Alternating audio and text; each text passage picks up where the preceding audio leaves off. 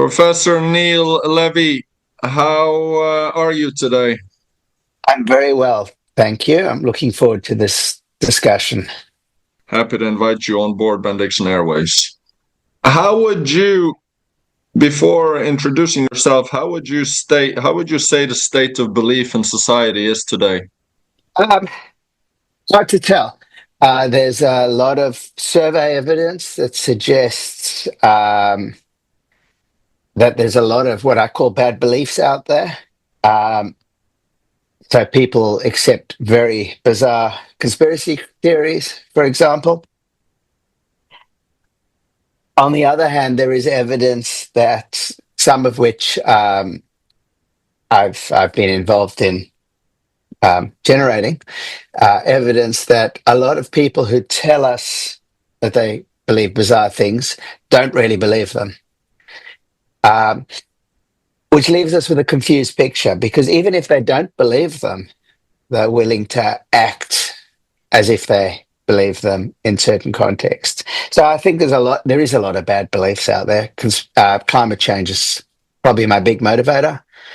And there's a lot of climate change skepticism out there. There's no doubt about it. It's probably less conspiracy theories um, or less conspiracy theory believers than we think. Uh, but those people who are willing to claim they accept conspiracy theories must have some bad beliefs in the background. Why would they be going around reporting they believe them if they didn't? Yeah. Before moving on, how would you introduce yourself? I'm a philosopher. I've worked in many different areas of philosophy, starting with so-called continental philosophy, Sartre and Foucault in particular. So that's where I started. Ended up in analytic philosophy, working on lots of things: ethics, free will, philosophy of mind, and epistemology. And I also have a side interest in empirical research. I don't have the skills to do empirical research myself, but I work with psychologists and cognitive scientists to do empirical research. Okay, interesting. So, bad beliefs. What, in your view, has led to what seems like a growing distrust in experts and institutions over the last few decades? It's a very interesting question. Partly, experts haven't done themselves any favors. Um, there are good reasons to distrust experts for certain communities. So, for example, the Black community in the United States has higher levels of vaccine distrust. And I think that's at least partly because Black people are well aware that authoritative institutions in the United States often haven't had their interests at heart. They've been Oh, um, ignored, neglected, and sometimes exploited. Um, the Tuskegee syphilis study being a very famous example of Black people being treated as guinea pigs. yeah. Um, Probably part of what's going on is the technocracy push globalization and economic liberalization very heavily. And in many ways, they did so for good reasons. They generated a lot of wealth, but that wealth wasn't well distributed. It flowed up, and the middle classes and the working classes wealth stagnated or went backwards. It often was eroded in real terms by inflation. Um, so distrust in experts has rational basis. Um, at the same time, I think bad actors have exploited this. People who are even or much less trustworthy than the institutions who've shown themselves not to be entirely trustworthy, might be right about facts, but they don't value lots of communities. Those bad actors have stepped in and exploited the situation and been able to erode trust further through a mixture of lies and emotive appeals. So, and then you get a spiral where it becomes harder to know who to trust. It really is harder to know who to trust when you live in an environment that is so polluted by so many competing voices who claim to know and sometimes even have good credentials. What are the intentions, or maybe what are there financial interests in these bad actors, or what are their background for doing this? I think people are motivated by, there are many things, but people do want to be recognized. And that's part of what's going on. People who wouldn't otherwise have an audience or attention are able to get it. And I've had this concept of intellectual virtue signaling, where people can get attention, particularly on social media, by passing themselves off as interesting sources of information. And sometimes they really are interesting sources of information. They've got skills that allow them to attract attention. But then, of course, you can monetize this. And the financial interests are strong. I do think it's not always money, though. I think that a lot of people find the recognition a powerful motivator independently of money. Well, how should we separate healthy skepticism versus, I don't know, corrosive cynicism, etc.? Do you think, people in general? That's the hardest question. It's easy to ask. It sounds quite simple, like there must be something. There is something. We're not, completely at a loss to know what to do. A number of philosophers have tackled what's become called the novice expert problem. So lots of people claim to be experts. How do I, who's a novice in the area? We're all novices. It doesn't matter how many degrees you've got. We're all novices in most areas. You might have a PhD in neuroscience or molecular physics or whatever it might be. When it comes to banking, you're a novice. Yeah. So how do we solve this problem when there are people who say, I'm the expert, and this is what you should do? Like, invest in crypto, that's going to boom, or crypto's a bubble, or vaccines are dangerous. I'm, say, Robert Malone. I was involved in the development of the mRNA vaccine. I can tell you it's dangerous. That's a real case. And then lots of other people are saying mRNA vaccines are, the greatest breakthrough we've seen in health. How do we tell? A lot of philosophers have tackled this, and they've said useful things. So we can do things like look for credentials. If I tell you mRNA vaccines are safe and effective, which is something I do believe, you shouldn't put a huge amount of weight on it because, hey, he's got a PhD in philosophy. He might know a lot about philosophy, but he's a novice when it comes to mRNA vaccines. So if somebody's got right credentials, then that's some reason to think they're more reliable. And then, of course, you can go further. Do they have a PhD? Well, that's great. Have they written papers in respectable journals? Have they been cited? Have they been given a Nobel Prize? Or you can go up and up. So credentials is one thing. Consensus is another. How many other people who are also credentialed agree with them? Mm. A third thing is, how well do they rebut objections? If somebody comes along and says to move to climate science instead, don't volcanoes put out more CO2 than humans ever do? We'd expect a climate scientist to have a response to that. And you ask me about climate science, I will tell you, it's reliable, it's a serious issue, we should be doing a lot more about it. But again, I'm a philosopher. And if I can't rebut that, you don't think too badly of me.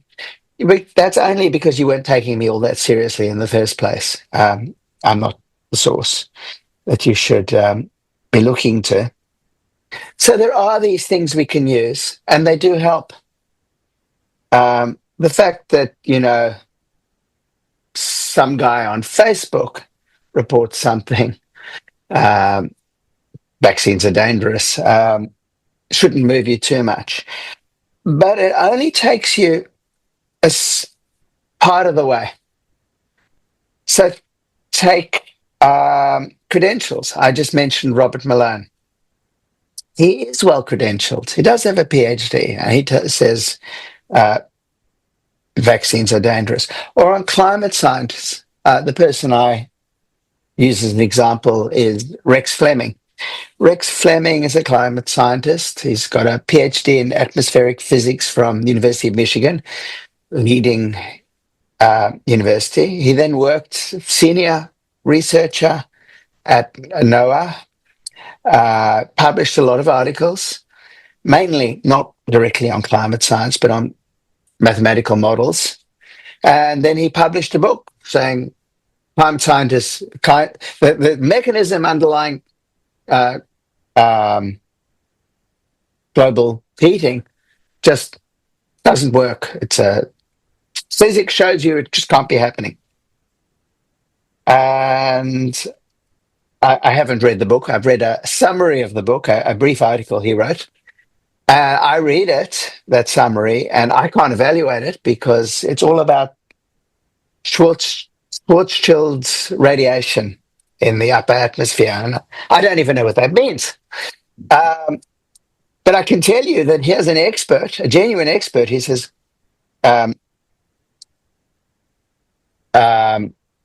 climate science is basically junk. So then I can turn to the consensus, but the problem is there is a consensus on climate science. There's no doubt about it. But people like Fleming say, well, the reason the scientific journals is full of people who say that climate change is a serious issue and has almost no one who, like me, who says it's not, is because if you try to publish it, reviewers just say, I'm not publishing this. And how do you know that's not going on? After all, I mean, we do know it's going on. So move to a different topic, say race science. When somebody sends a paper to a relevant journal, current anthropology or a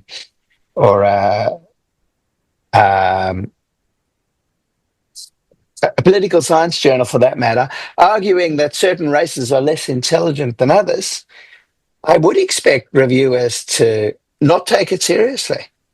And these papers do get published, just like climate change skepticism gets published, but they get published in marginal places. Is that happening because they're bad science? Or is it happening because certain voices are excluded? I think both things are happening. I think it's quite appropriate we don't publish racists. But it does mean that the racists can say they won't take my ideas seriously. So it becomes, to a certain extent, these criteria, things like consensus, how good are they at rebutting arguments? What are their credentials? They do help. But they help against less sophisticated cranks and charlatans. the sophisticated ones can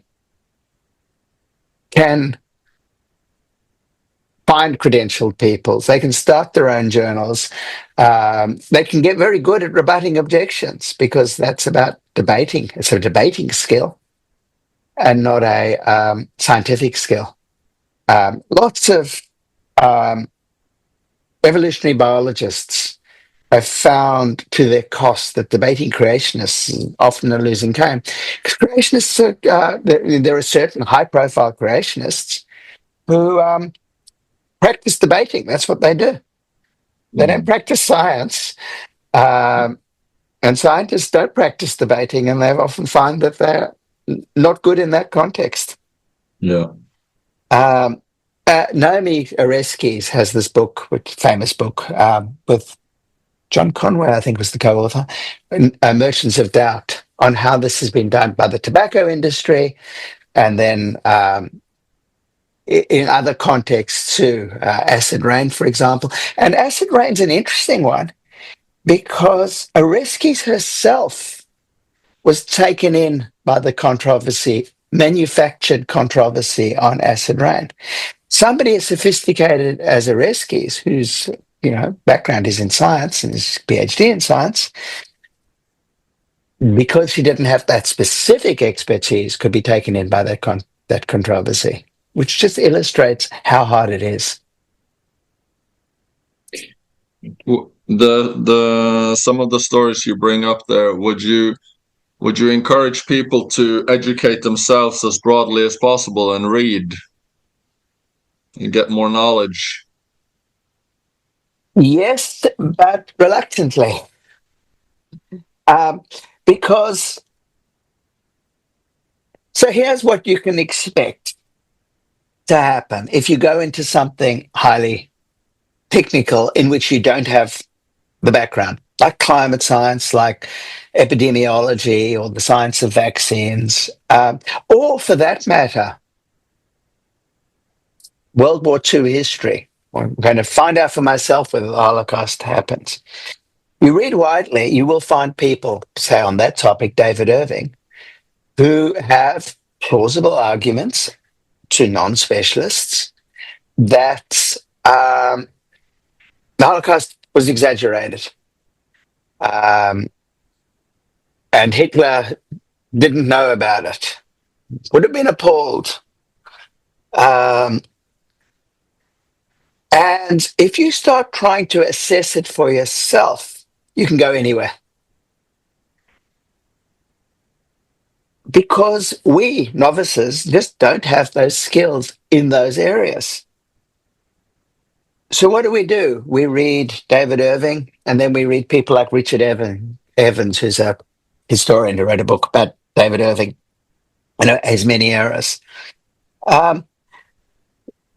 But really, as lay people, listen, who's the better debater here, rather than who has the facts? Now, I do think, you get deeply into it enough and you can decide on the facts. But deeply into it enough might be years of work. It really is very, very difficult to assess these questions. History is an interesting one because you might think, well, science is highly technical. It relies on all this mathematical ability, which I don't have. I mean, speaking for myself, I don't have. And to acquire it, even if I could acquire it, would take me decades. But you might think, well, history, I can do that. Because it's just words. I'm an expert when it comes to words. I can read. I've read a lot. I don't need any technical skills, but I think even there, it takes a lot of genuine expertise to be able to assess these arguments. So, I think it's great. We should read more. We should read more widely. But we should do so expecting that we will discover what look like problems to us, and our inability to say, hey, but what about this? What about the volcano problem? and explain it satisfactorily to ourselves, or to think, or to say, hey, how could a plane crashing into the World Trade Center bring it down? We should expect to discover problems that we can't solve for ourselves satisfactorily, and which, when we read the experts, we can't wrap our heads around them, the explanation. Yeah.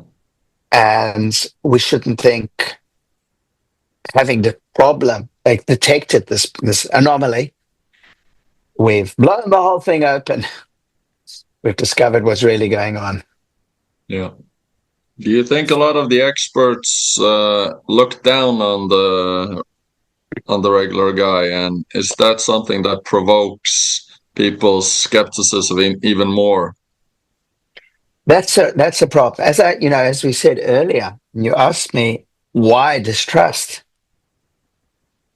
People have felt condescended to, and they've had good reason to feel condescended to. Um, the economic model we've been sold by genuine experts, again, generated huge wealth, but for a minority of the population. And it had, what economists call externalities. It's generated a huge amount of pollution and unemployment, and economists can write that off in their model because they're external to the model. So experts definitely need to do a much better job communicating, but B, it's not just a communication problem. They also need to take the interests of everyone into account, and not take the interests of everyone, but take the interests of those who are worse off into account more heavily. There's a strong case for saying that. Generating more wealth for those who are already comfortably off the sums might come out positive, but if it's widening the gap, then at very least that should be made clear, and it should be up for public debate, real public debate. Unfortunately, there's a third element in that, which is government, which is responsive to some interests much more than others. Yeah. Which way do you see forward here in the next years of reclaiming trust in institutions, which I'm guessing is a vital part of, what should I say, keeping society together? Yeah, well, it's we're at a particularly dangerous moment. So if I had a message in Bad Beliefs, it was a message about how we should trust. We should trust, and the message was, trust authoritative institutions. And if you asked me to come up with a list, I would have put, for example, the Center for Disease Control in the United States on it, or the FDA, Food and Drug Administration. I wouldn't come up with that list today, since we've had the Trump takeover of those institutions, and they no longer look reliable. And we're in a situation now where my kind of heuristics are much less reliable. I still think Europe is in a much better position, that our authoritative, I'm speaking to you from the United Kingdom, where I'm half the time in Australia, half the time here. So I think Europe, I count the United Kingdom as part of Europe, even if it doesn't count itself as part of Europe, is still relatively well off when it comes to trustworthy institutions. Relatively, only again, there have been big failures. The pandemic had many failures in it. So I still think those institutions are largely trustworthy, and even if they're not trustworthy, they are more trustworthy than alternatives. Yeah. They have to do a whole lot to restore trust, and starting with admitting mistakes and uncertainties. I think, I was a big supporter of lockdowns. Um, right now, from 2025, were lockdowns justified? I've got to say, I don't know. Having done a fair amount of reading, again, with the caveat that I'm a philosopher, so it's very hard for me to assess these things. Um, but as far as I can tell, the right answer is we don't know whether lockdowns were justified. Yes, they stopped, they saved a certain amount of lives from disease, from COVID. On the other hand, they had big costs on mental health, on the development of children, um, on the economy, and the economy is ultimately about human well-being. People say, well, it's just the economy. How do you put that against human lives? Well, people losing their jobs can lead to the loss of lives too. Yeah. So I think it would be helpful if we had more honest conversations about these things. And we admitted, those people who pass themselves off as experts, when we don't know, when we make mistakes, that we should acknowledge uncertainty. Those decisions were made under time pressure, and it's not a huge indictment of these institutions if they got them wrong. It's not like climate change, where we've had, the first IPCC report was in 1984, I think. So we've got a huge amount of accumulated expertise on that. So we should be able to distinguish cases and admit when we've made mistakes and admit when we just don't know. And that might go some way to people seeing these as human institutions, but humans are trustworthy. Our neighbors are trustworthy more often than we might think in more cynical moods. Yeah. What does philosophy say about a human's ability to do what you just said, apologize and say, I made a mistake, I was wrong? Yeah, it's difficult. I speak just for myself. I find it difficult to say I was wrong. Our self-image as rational beings, as um, people who are guided by the evidence, is at stake. So in order for people to be able to say, I was wrong, they have to be recognized as, worthy individuals. Why do I find it hard to say I was wrong? Maybe because I'm putting too much weight on one aspect of my identity and not feeling recognized in other areas. But if we recognize each other as individuals worthy of respect, despite our mistakes, then it becomes easier to acknowledge fallibility, which is something that as a society we haven't been good at. We've more and more had one dimension of recognition as the central one, and that's money. Are you well paid? If you're not well paid, then what you do isn't worthwhile. Michael Walzer, the philosopher, who's mistaken about many, many things, but he has this notion I like of complex equality. Complex equality is equality where everyone is recognized as equal and rewarded equally, which doesn't mean everyone gets the same, but you get compensated for how you are worse off in one dimension. So, for example, he says, a doctor or a lawyer, in our societies, that's a highly prestigious profession. And it's a rewarding profession, cure people. It's intellectually rewarding. And then you get a lot of money as well. Well, that's kind of like, triple dipping. Maybe doctors and lawyers should get less money, and people whose job is less intrinsically rewarding and less high status should get more money.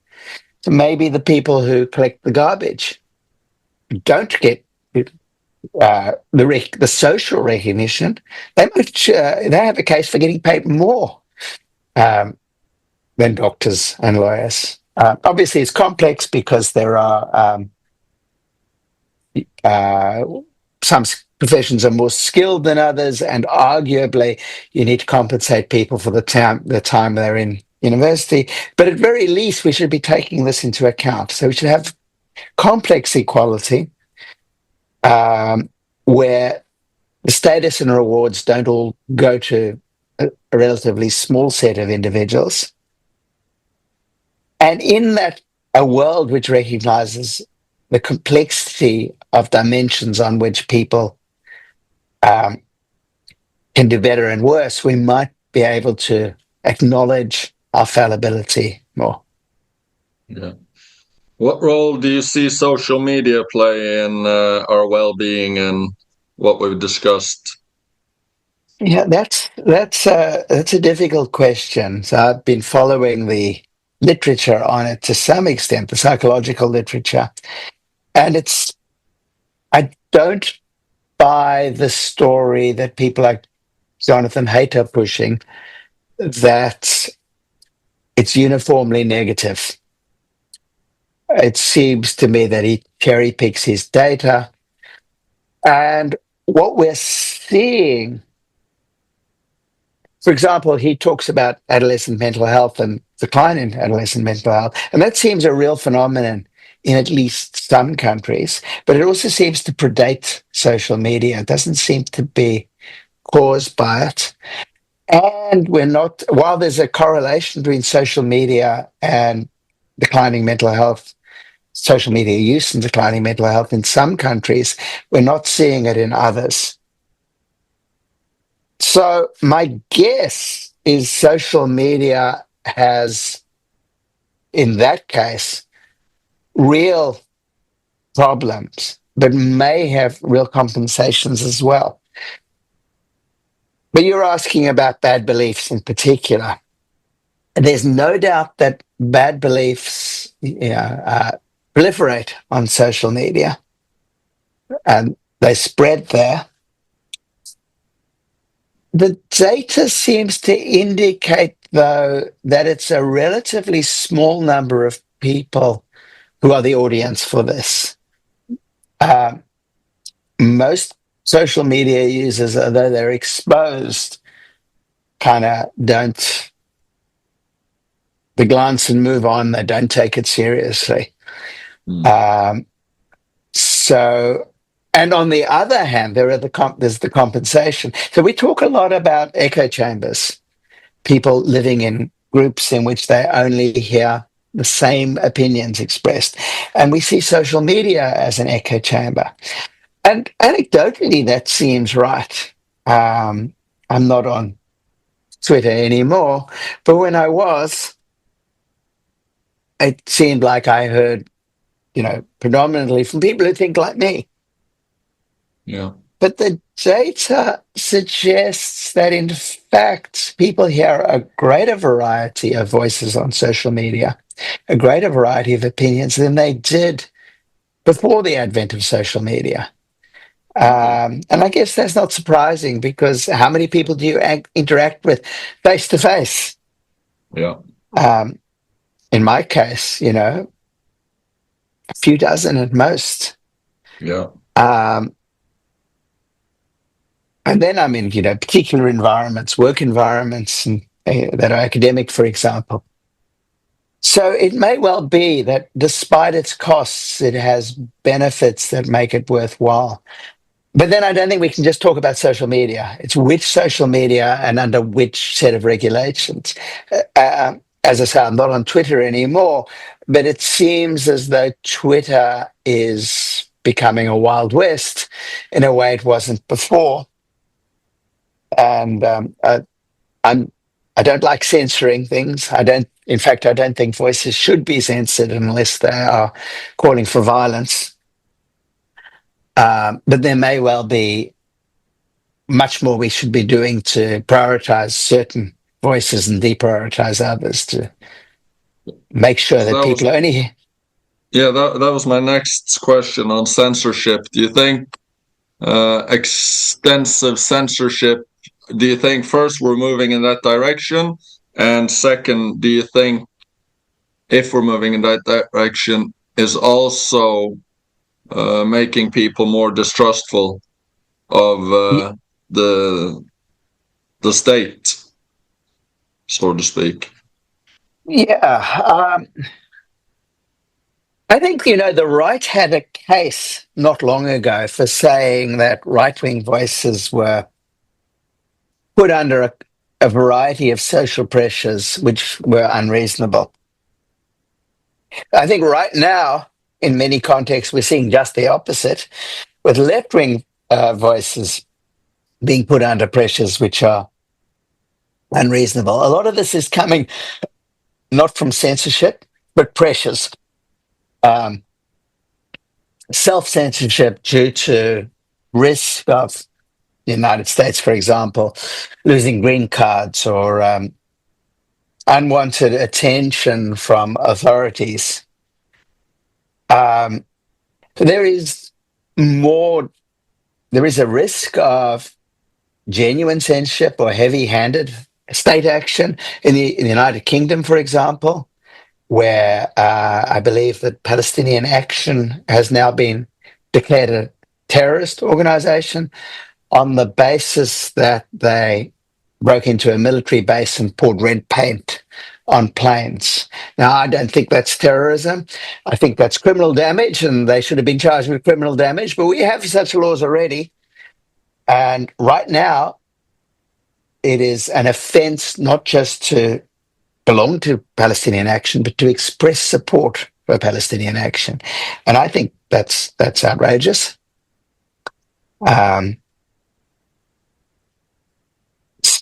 So yes, I think we are at risk of criminalizing dissent, and that's censorship. That's at least censorship. On certain topics, at least. Censorship is tempting when it's voices you don't like. I like Palestinian Action.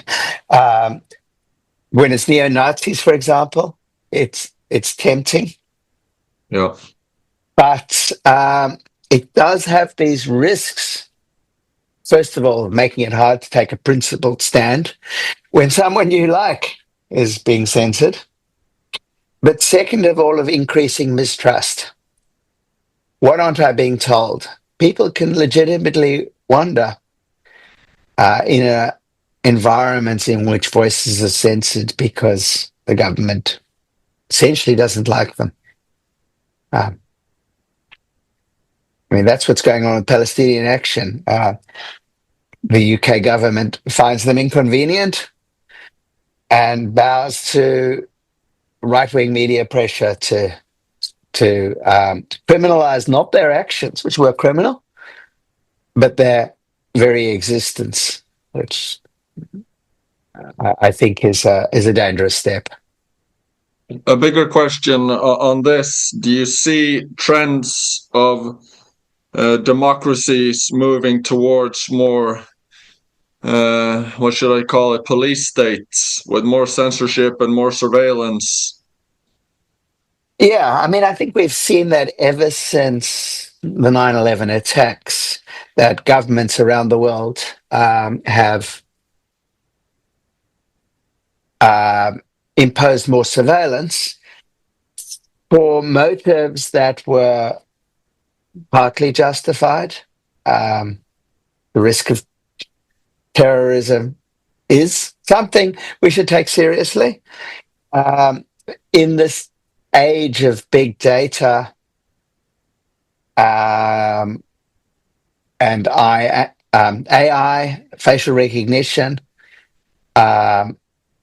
these same powers can impose quite severe restrictions on our lives. They certainly risk privacy. I think the destruction of privacy, we may move to a world in which people have no expectation of privacy any longer because their behavior is monitored, whether they like it or not, often not by government, but by private companies. Yeah. And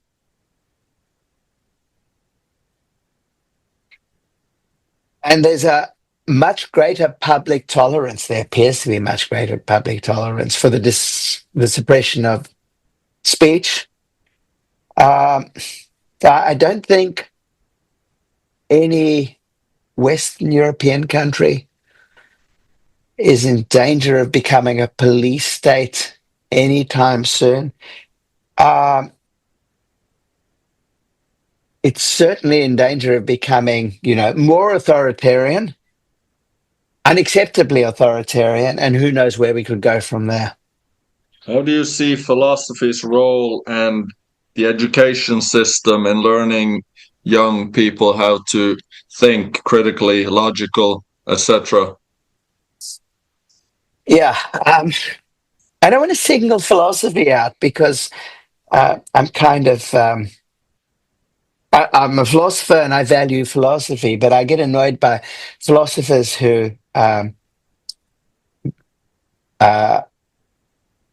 see the pressure philosophies under worldwide with philosophy departments closing and instead say other disciplines should close and not us. I don't think philosophy is more valuable than history or maths or physics or sociology. I do think philosophy is uniquely valuable, but all of those things are uniquely valuable too. I think the big threat to higher education right now, there are many threats, but I think the big threat is AI, which is so tempting to use and produces at the undergraduate level work that is possible, often better than the student could do themselves, and so much quicker. And given that students are now often under financial pressures, they work jobs, for example, it's understandable that they use them. And they may well say to themselves, well, why shouldn't I? Because if I get a job, it'll be a job in which I use AI heavily, so why shouldn't I use it now? But the risk here is failing to develop the skills that allow you to use AI intelligently. I don't just mean the risk of hallucinations, AI generating nonsense, or making stuff up. But AI is a machine for producing the median kind of output because it's trained on this corpus of data, and then it works by next token prediction. What's the most likely continuation? It produces the kind of the average of what would be said. Yeah. It's not good at creativity. Genuine creativity requires mastery of a set of skills and a body of knowledge, and then going beyond it. And that's what we risk if we don't develop those skills in the first place. I think, AI is useful in many ways, including in academic research. But it being used too early and too heavily kind of risks this de-skilling or the lack of development of the skills in the first place. And I do see that as a threat to not just knowledge, but our autonomy as individuals. Yeah. What about the educational system as a whole? People sitting at a desk for 5 hours, 10 years. Yeah, I mean, I don't have a better model. It's certainly not a model that suits everyone. There are lots of people who are at least as intelligent as those who do well in this environment, who don't do well in this environment. I mean, I know people who left school because they couldn't do the exams, for example, and it wasn't because they were less intelligent than me. Are there enough Uh, pathways? yeah, I think we need to get more creative about the pathways. Um, Also, one of the things I've seen, and which is kind of sad, is I've been invited to talk to public forums about a topic in philosophy. And the public forum has been attended, evening things, by retired people who want to ask questions and talk about these things. And you talk to them, and they are people who worked as manual laborers or unskilled laborers all their lives and never had the opportunity to delve into political theory or into philosophical concepts, but clearly had the capacity. If there's a positive to AI, and of course there are positives to AI, although I worry about its social effects, but we can envisage a world in which people have much more leisure time, Mm. in which a work week is much shorter, for example. Um, Marx had this vision of communism, of course, nothing to do with communism as we've actually seen, and maybe nothing that we could ever develop through Marxist um, pathways. But he had this the vision of a world in which people were, I can't quote it, that be a hunter in the morning and a farmer in the afternoon and a philosopher in the evening. Um, and that kind of world in which people, maybe have an office job uh, for one day a week and then a very different kind of job for another day a week. And then if they want to go and study piano or painting or philosophy, on their third or all three, that would be a kind of utopia. Yeah. Do you think if that world comes into view, do you think it would be more difficult to find meaning for people in general if they have so much leisure time? Yes, that's a risk. Um, so right now, lots of people find meaning in their work. Um, I do. What do I do? What am I? I'm a philosopher. That's kind of essential to who I am. Of course, people find meaning in family too. But there's a limited range of things that people see as sources of meaning. Uh, I used to be a guitarist. I was very bad. That's part of the reason why I'm not a guitarist anymore. And being a bad amateur guitarist wouldn't be a source of meaning for me, I think, in our current society. Um, to say I'm a guitarist would be to say I have a certain level of competence. And being as bad as I was, couldn't see it as a source of meaning. So maybe one thing we need to do is to recognize amateur pursuits as more valuable than we do. You know, go back a century, and almost everyone was a musician. They sang, or they played piano, or depending where they are, banjo or percussion or something. And there was something that they would do when there was a dance. There wasn't the band necessarily, but they'd take turns. Well, I spent the first 10 years of my life in South Africa, and maybe South Africans, majority of South Africans, the black South Africans, had such a model where everyone sang and sang incredibly well. Um, in polyphony, uh, and call and response, with beautiful harmonies. You'd see people working on the road, singing in harmony. And I think what we've done is we've professionalized these things. And if you haven't been able to do it at near the professional level, you can't be a writer unless you're publishable. Can't be a musician unless you're able to play in an orchestra or a band that gets gigs at, at least a pub.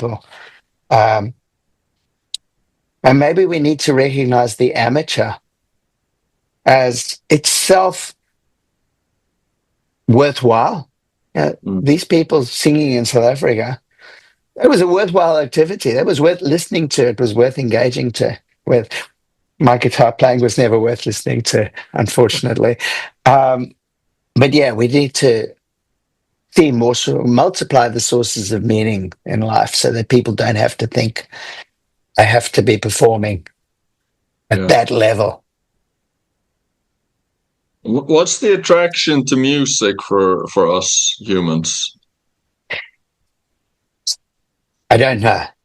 Part of it is probably it syncs up our emotions. So there's a lot of interesting neuroscience on how acting together changes brains. You actually get neural synchronization. Brains, the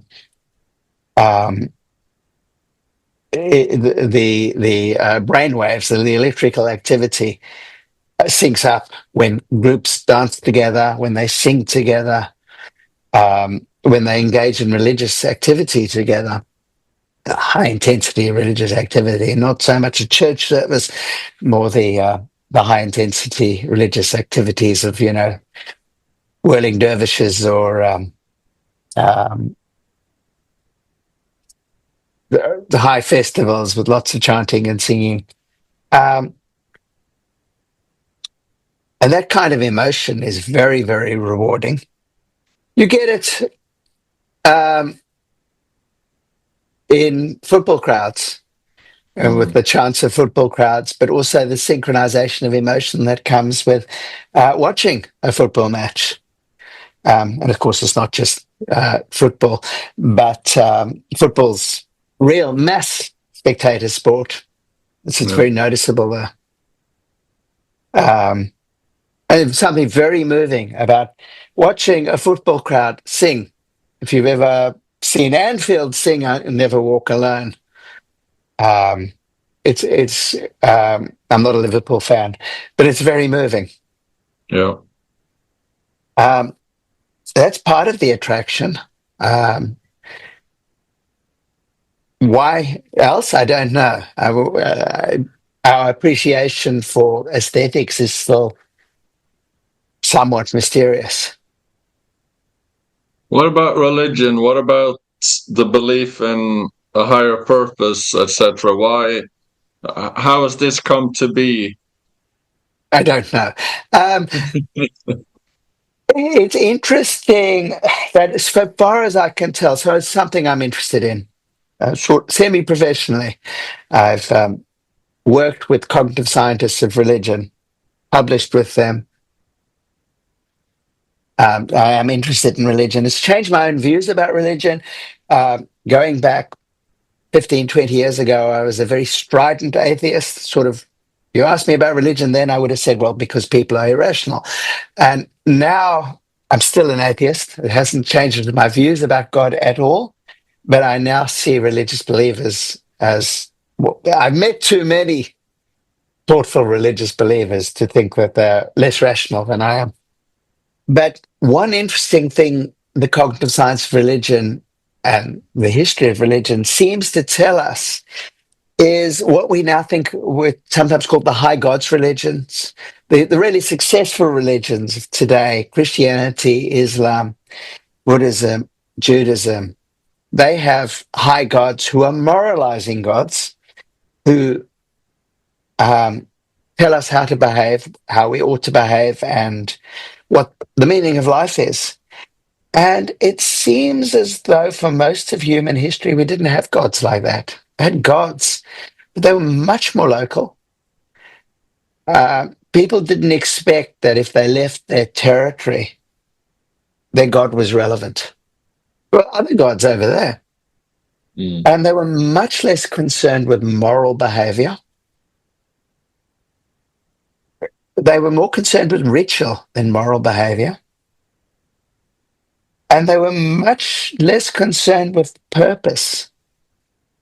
So it may be that seeing religion as a source of meaning in our lives, which of course we do, is relatively recent in human history. Only the last 10 to 12,000 years. We're not an old species, but we go back a couple of 100,000 years before that, at least. Mm.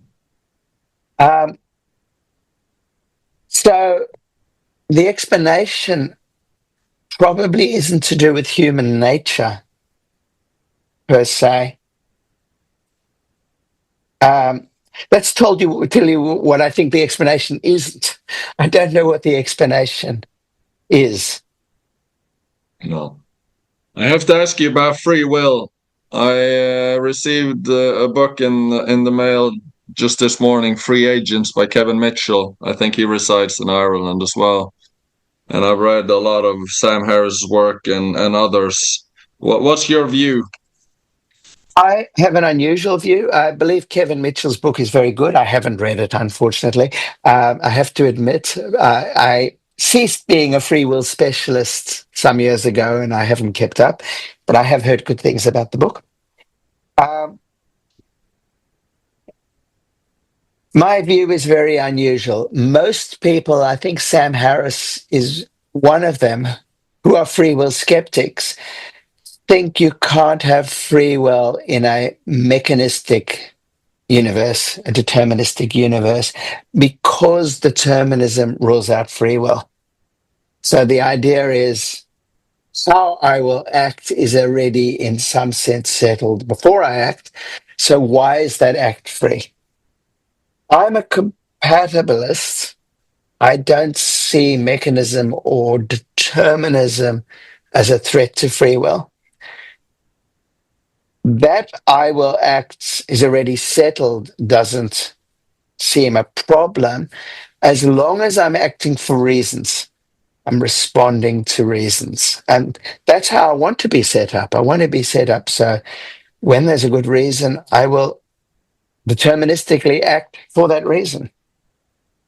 So I'm a compatibilist, but uniquely among compatibilists, I'm also a free will skeptic. At least I think it's unique among compatibilists, for completely different reasons, which is to do essentially with the role of luck. Who I am, what I see as a reason, is settled for me by some complex mix of genes and environment. And those things are essentially luck for me. Who my parents, take me as an example. Why am I interested in these things? One reason probably is to do with my growing up in apartheid South Africa. Mm. If I had stayed, I would probably have been deeply racist. I don't know what, the fall of apartheid has meant, but I suspect for people who stayed longer than I did, were older than I was when I left, it was too late to stop them being deeply racist. My father was campaigned for the opposition in South Africa. Knew Nelson Mandela as a child. my father did. That is, my father was a child when he met Nelson Mandela, not Nelson Mandela. Um, and he would have described himself in South Africa as not just not racist, but anti-racist, which is part of the reason why he took us out of the country. He didn't want my brother and I serving in the army, where our background would have been discovered and we would have been bullied, would have been the least of it. Yeah. Um, but he told me years later in Australia, which is still a racist country, but nowhere near as racist as South Africa. He told me years later that he recognized that when he thought he was not racist, he still was racist. He told me a story about, or thinking back, saying every Monday he would read the local Johannesburg newspaper, and there was always a story on the cover page, a small box, about the number of people killed over the weekend. And he says he now realized, he said to me 15 years later after leaving South Africa, he now realized that he would think, yes, but they're only black people. It's not that bad. And of course, that's a deeply racist thing to think, but you couldn't avoid being racist in apartheid South Africa. Living in a world that was segregated like that, you internalized it. So I think, psychoanalyzing myself, part of my motivation for writing about these issues is thinking about the person I would have been had I stayed in South Africa, and the person I became, perhaps still racist, but not that racist, as a result of moving to Australia. And what was that? That was luck. I had no control over the fact that we moved. No. So that kind of issue makes me skeptical about free will in a specific sense. The sense is the sense most people care about, the sense to do with our responsibility for our actions, our deserving of being praised for them and being blamed for them. Do I deserve praise for not being as racist as I would have been if I'd stayed? No, I didn't control that. But had I stayed and been racist, would I deserve blame? I think not. Didn't control that either. So what do you think this has to, just continue on that, what do you think this has to say for personal responsibility and also the judicial system? So, yeah, I'm a responsibility skeptic. In that sense of responsibility, nobody deserves to be treated better or worse just because of what they did. Obviously, our judicial system is largely based on the notion that people deserve to be punished for acting wrongly. That doesn't mean that we shouldn't have a system of incentives and disincentives for acting wrongly. Because people are responsive to incentives and disincentives. Even good people are. If you might, even someone who's basically good might park longer, thinking, well, yeah, I know other people need to use the parking space too, but they might park longer if they didn't get a fine. I think of myself as fairly good, but I'm act better because of incentives and disincentives. And of course, some people do terrible things, even with the disincentives in space. And those people may need to be incapacitated. Some people are hard to deter. Some people are literally psychopaths. So I do think something like a prison system might be justifiable. It would look nothing like our current, our being the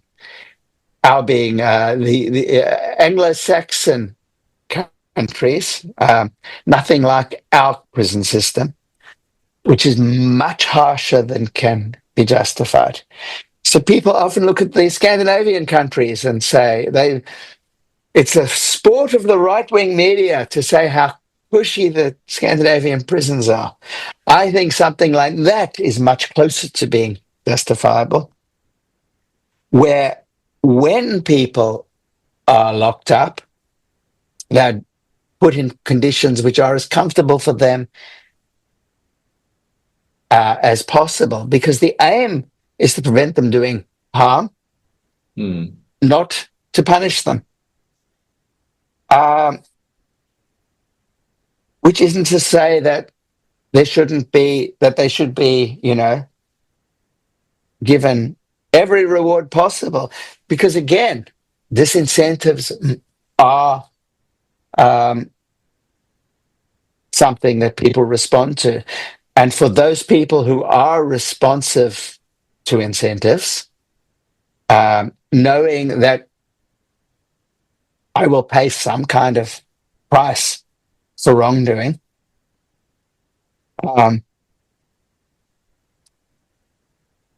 might be worthwhile. Again, it's an empirical question and we have to calibrate it appropriately. And there's absolutely no doubt in my mind that the kind of prisons we have in the United States in particular, but also in the United Kingdom and Australia, the countries I know best, are far harsher than is justifiable. Far harsher. Last question. What is the meaning of life?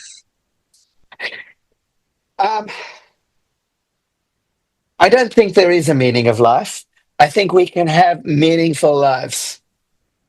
We can have lives that matter to us and to other people, even though there's no transcendent meaning of life. There are things that are objectively worthwhile. Doing good for others, making people better off than they would have been, happier than they would have been, increasing welfare, are objectively valuable, even though it has no transcendence or timeless value. One day they'll be dead. One day our entire species will disappear. Nevertheless, that's a objectively valuable thing to do. To help someone in need is objectively valuable. I think knowledge is objectively valuable.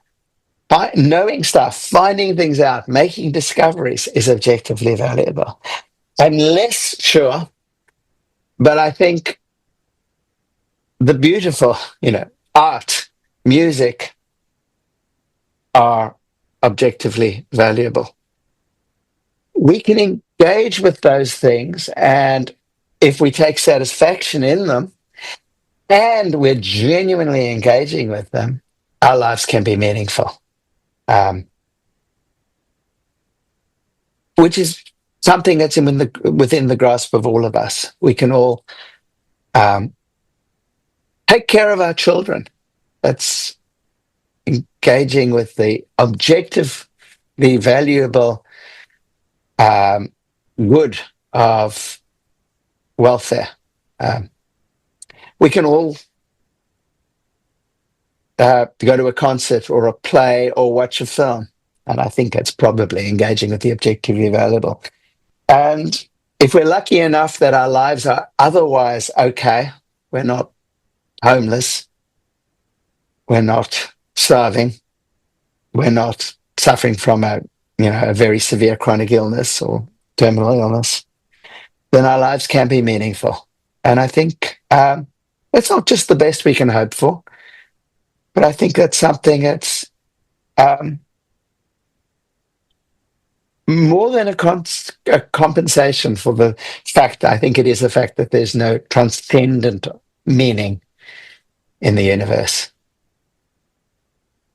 Neil, I enjoyed this. Thank you. Thanks very much. I enjoyed it too. Tusen takk for at du hørte på Bendiksen Airways. Dersom du har tips, kommentarer eller vil gi en vurdering av episoden, så gjør gjerne det. Det setter jeg stor pris på.